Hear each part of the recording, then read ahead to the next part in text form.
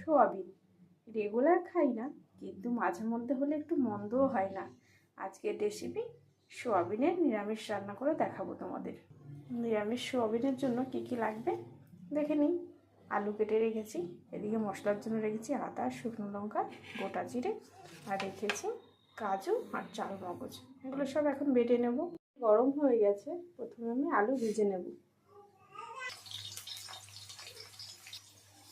আলু ভাজা হতে থাকতে ততক্ষণে আমি সোয়াবিনের জল বের করে নেব।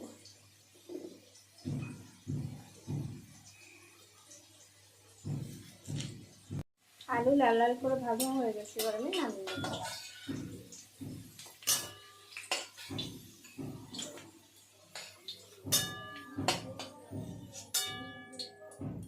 নামিয়ে নিয়েছি আলু, এবার এই তেলের মধ্যে আমি সোয়াবিন ভেজে নেব।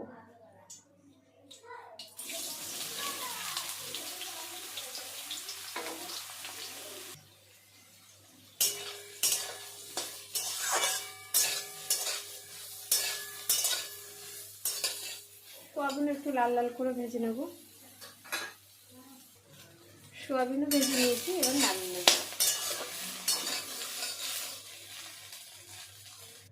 তেল গরম হয়ে গেছে, এবার দিয়ে দেবো আমি থেতো করে রাখা দারচিনি, শুকনো লঙ্কা, আর দিয়ে দেবো তেজপাতা। এবার এর মধ্যে দিয়ে দেবো জিরে, শুকনো লঙ্কা, আদার পেস্ট। এবার এর মধ্যে দিয়ে দেবো টমেটো পিউরি,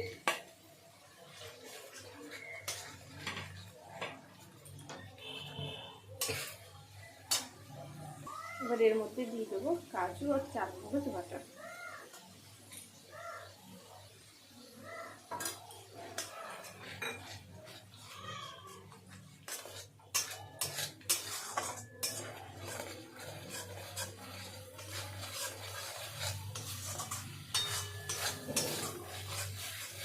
ভালো করে মশলা কষিয়ে নেব।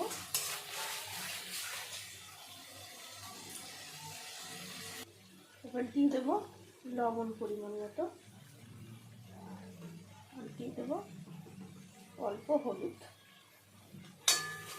ভালো করে আবার একটু মশলা কষিয়ে নেব।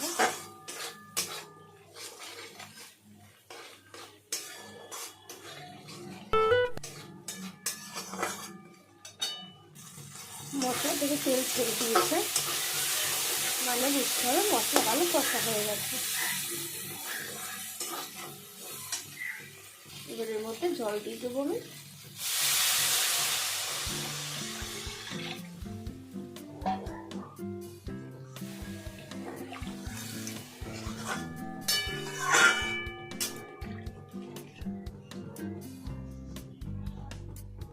জল ফুটে এসছে, এবার আমি সোয়াবিন আর আলু দিয়ে দেবো এর মধ্যে।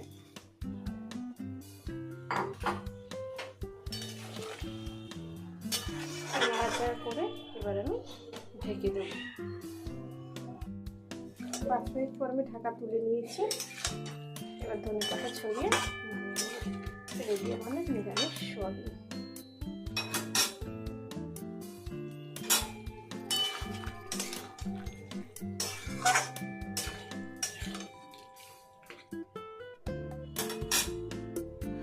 নিরামিষ সোয়াবিন ভাত, রুটি সব কিছুর সঙ্গে খেতে দারুণ লাগবে।